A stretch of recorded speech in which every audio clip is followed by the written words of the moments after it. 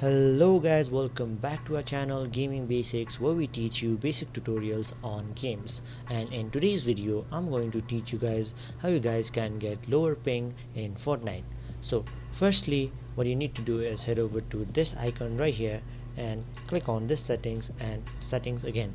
So after you're in here, you need to come over to this icon, like a gear icon again, and in here in matchmaking region you need to choose the region which has the lowest ping.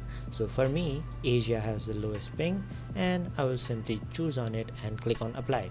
And after doing that, you will play on your certified region and you will have lower ping. Also, I would recommend playing in an Ethernet cable than LAN.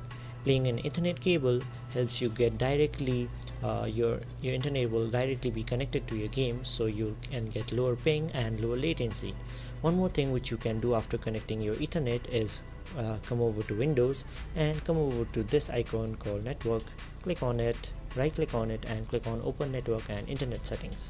After you have done that, you need to click on change adapter options. After you have done that, you need to go over to Ethernet, right click on it and click on properties. After you have done that, you need to come over here and choose Internet Protocol version 4. You need to click on it and you need to click on configure.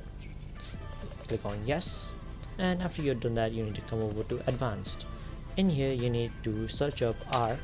In your keyboard type R and it will come up to receive buffers. In here you need to insert a value of 32. After you have done that, click on OK.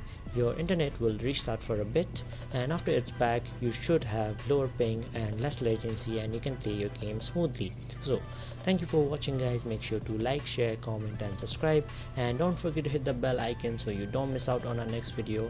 Also please comment below what video you guys want us to cover next and we will simply do so.